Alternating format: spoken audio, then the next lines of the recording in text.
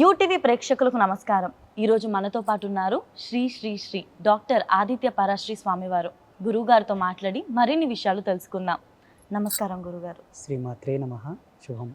So ఏ పుణ్యక్షేత్రంకి వెళ్ళినా కూడా నది స్నానం చేయాలి, ఇవన్నిటికీ కూడా ఇంత చరిత్ర ఉంది అంటారు. మన పాపాలను ఎప్పటికప్పుడు తొలగించుకొని చక్కగా కుటుంబంతో హ్యాపీగా ఉండడం కోసము.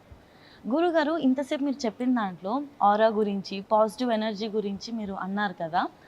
ఎలాగైతే పాజిటివ్ ఎనర్జీ ఉందో అలాగే నెగిటివ్ ఎనర్జీ ఉంది అని అంటారా?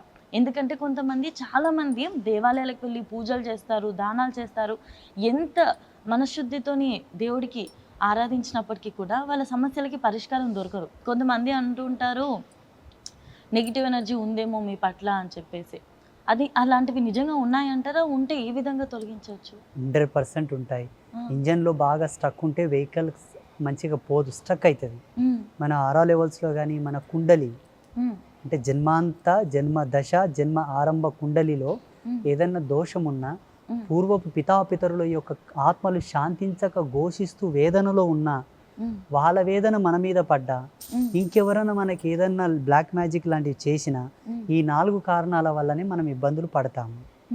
ఈ 4 పోవాలన్నా ఇంతకుముందు నేను చెప్పినట్టు గంగా, గోవు, గురువు, next God. Direct God is right way కాదు. ముందుగా ఇవి 100% చేయాలి. మనకు సమీపంలో ఉన్న నదిలో నెలకోసారి వెళ్ళి పుణ్యస్నానం చేయి. బ్రాహ్మీ ముహూర్తంలో వీలు పడేది 2 నెలలకో, 3 నెలలకో, 6 నెలలకోసారి సంవత్సరానికి ఒక్కసారన్న వెళ్ళి నదీ స్నానం చెయ్యి. నది అంటే అర్థం అదే, పావనం.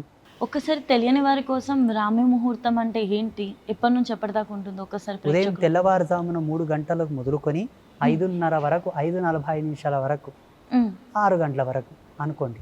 ఈ మధ్యకాలంలో చూసుకున్నట్లయితే పిల్లలందరూ కూడా అసలు సనాతన ధర్మం అంటే ఏంటో కూడా తెలియకుండా వాళ్ళ సోషల్ మీడియా ట్యాగ్స్లలో సనాతన ధర్మ అని ఒక జెండా అది సింబల్ అయితే పెట్టేస్తూ ఉంటారు. వాళ్ళకి తెలియని జ్ఞానంతోనే సనాతన ధర్మం గురించి మాట్లాడుతూ ఉంటారు. అసలు సనాతన ధర్మం అంటే ఏంటి? ఈ తరం పిల్లలకి మీరు సనాతన ధర్మం గురించి ఏం చెప్పాలనుకుంటున్నారు? సనాతన ధర్మం అనేది universal legended knowledge cum mythology, philosophy, anyways ఏదైనా అనుకోండి, విశ్వ విజ్ఞానమైనటువంటి, విశ్వ విజ్ఞాన విజేత తత్పరమైనటువంటి ధర్మం సనాతన ధర్మం. జగత్తంతా దాంట్లో ఉంటుంది, దీని నుంచే జగత్ వస్తుంది. ఇది సనాతనం. జగత్తంతా దాంట్లోనే ఉంటుంది, దాని నుంచే జగత్ వస్తుంది. అది సనాతనం. అది ఎప్పుడు పుట్టలేదు, ఎవడు ఏర్పాటు చేయలేదు. ఏదైనా పుట్టిందంటే అంతమవుతుంది. ఇది ఎప్పుడు పుట్టలేదు కాబట్టి ఇది అంతము కాదు. దీన్ని ఎవడేం చేయలేడు. దీన్ని ఎవడన్నా ఏమైనా చేయాలనుకుంటే ఫస్ట్ సూర్యుడు ఉండకుండా పోవాలి. సూర్యుడు పోతే ఇది ధర్మం పోతుంది. సూర్యుని తీసేసే ఆ శక్తి ఎవరికి లేదు. ఎందుకంటే ఆదిత్య హృదయం చదువుతాం మేమే. సౌర ఉపాసన, సౌర సాంప్రదాయం కూడా ఒకటి ఉన్నది. ఆ ఉన్నంత వరకు ఈ ధర్మం ఉంటుంది. ఇక శివం అద్వితీయం, అనాది నిధనం, సనాతనం, అచేతనం, అద్వితీయం. శివం అంటే అత్యంతమైనటువంటి ఆద్యంతమైన శక్తి.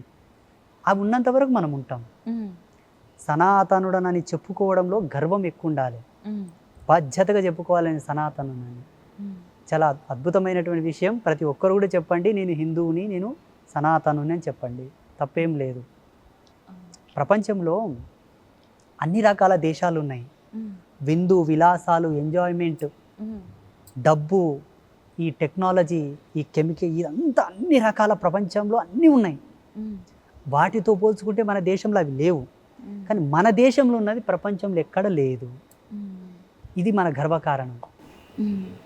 ఏ పుస్తకాలని చదివితే నాకు సనాతన ధర్మం పూర్తిగా తెలుసు అని చెప్పచ్చు గురుగారు?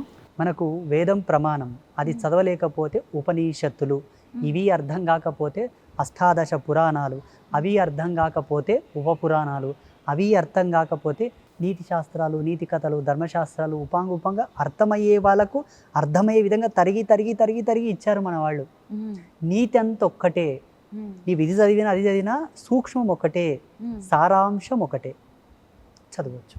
లేదా చదవడానికి కూడా రాదంటే మాలాంటి గురువులతోనికి రావాలి. వాళ్ళు ఏమి చెబుతారో అదే పాటిస్తే వేదాన్ని గౌరవించినట్టు చదివినట్లే. నేనేం చెప్తాను, వ్యసన విముక్తుడై బ్రతుకు, అది జన్మను పరిపూర్ణం చేస్తుంది. స్త్రీని గౌరవించు, ప్రత్యక్ష దేవత పూజ. రెండవది నేచర్ని కాపాడు, నీవు పరోక్ష భగవంతుని యొక్క తపస్సు. ఉమ్, నేను చెప్తాను, ఉమ్. నేను ఇది చెప్పానంటే వేదమే. అవును. వేదం చదివిన వాళ్ళు ఇదే ఆచరిస్తారు. నేను చెప్పింది వింటే నువ్వు వేదం చదివి ఆచరించినట్లనే. అవును, అవును. గురుగారు, ఏ చిన్న చిన్న ఆచారాలు పాటిస్తే భక్తులు దేవుడి సన్నిధికి దగ్గరకు అవ్వగలుగుతారు? 2 నియమాలు. ఎవరి మాట వినొద్దు, ఎవరిని పట్టించుకోవద్దు. ఇది ఫస్ట్ క్వాలిటీ. సెకండ్ క్వాలిటీ, ఎల్లప్పుడూ సదాచారాన్ని పట్టుకొని నడవాలి. సదాచారమే నీ వెంట వచ్చేది. సదాచారంతోనే నువ్వు తరిస్తావు. సదాచారం అంటే any time, everywhere when ever, ఎప్పటికీ ఒకే విధముగా నడుచుకునేటటువంటి ధర్మం. అది ఎలా? సాత్వికంగా, హింసరహితముగా. ఈ ఆల్కహాల్ తాగడము, ఇదంతా చిన్న చిన్న పిచ్చి పిచ్చి పనులు చేయడం, ఇది కాకుండా అసలు ఎవరిని పట్టించుకోవద్దు. నీ జీవితం, నీ జాబ్, నీ పిల్లలు, నీ ఇల్లు, చేతనైతే ఎవరికైనా హెల్ప్ చేయి. ఎవరిని ఇబ్బంది పెట్టొద్దు, ఎవరిని పట్టించుకోవద్దు. Just your life. మీరు ఇందాక వ్యసనాల గురించి అన్నారు కదా గురుగారు, అప్పుడు ఎప్పుడో సోషల్ మీడియాలో ఒక వీడియో వైరల్ అయింది. అందులో ఏమని అన్నారంటే, మహానుభావులు గంజా ఎందుకు కొడుతున్నావు అని అడిగితే, సాక్షాత్తు శివుడే చేశాక మాదేముంది, తప్పేం కాదు అన్నట్టు వాళ్ళు చేసే తప్పులను ఈ విధంగా వెనకేసుకొచ్చుకుంటున్నారు. అందులోకి దేవుణ్ణి కూడా తీసుకొని వస్తున్నారు మధ్యలోకి. శివుడు గాంజాయి తాగలేదు, ఆయన ఉండేటటువంటి సాధకులకు కనువిప్పు చేశాడు. ఇప్పుడు దత్తాత్రేయుల వారు కళ్ళు కాంపౌండ్కి వెళ్ళి కళ్ళు తాగారు. వెనక శిష్యులందరూ చూసి, అబ్బా గురువుగారే కళ్ళు తాగుతున్నారు కదా, మనం దాదామని తాగేశారు. అలా సరాసరి ఒక కమ్మరి ఇంటికి వెళ్ళి ఆయన కర్రు గరం చేస్తూ ఉంటే, ఐరన్ మెటల్ వేడి చేస్తుంటే ఆ కర్రు తాగేశాడు వేడి. అప్పుడు శిష్యులు తాగలేదు. ఆయన కళ్ళు తాగలడు, ఇనుప కర్రు తాగలడు. శివుడు గాంజాయి తాగలడు, గరళ కంట విషాన్ని కూడా తాగలడు. కాలాహలాన్ని కూడా తాగలడు. నువ్వు తాగలవా? అవును కదా. తాగాడు గాంజాయి, ఆలాహలం కూడా సేవించాడు. నువ్వు తాగలవా? నువ్వు కంపేర్ చేస్తే అన్నింటిలో కంపేర్ చేయి. దీంట్లో చేసి దాంట్లో చేయకుండా ఉంటే మంచిది కాదు. డెఫినెట్లీ చాలా చక్కగా చెప్పారు. ఎందుకంటే ఆ చిన్న లైన్ పట్టుకొని పిల్లలు కాలేజ్లో చదువుకునే కోణం వేరు. అది యోగంలో చాలా గొప్పగా చెప్తారు. ఆధ్యాత్మిక మూలాలు వేరు. ఆయన అలా గాంజాయి తాగడంలో ఈశ్వరునికి ఉండేటటువంటి దార్శనికత వేరు. అది సాధక ధర్మం లోపలే చెప్పుకుంటారు దాని గురించి. వ్యవహారికంగా ఉండేటటువంటి మానవులకు దాంతో సంబంధం లేదు. ఆయన నీలాగా ప్యాంటైన్ చేసుకొని తాతేనేమో మాట్లాడు, ఆయన వేరు. నువ్వు అలా ఉండగలిగితే కంపేర్ చేసుకో.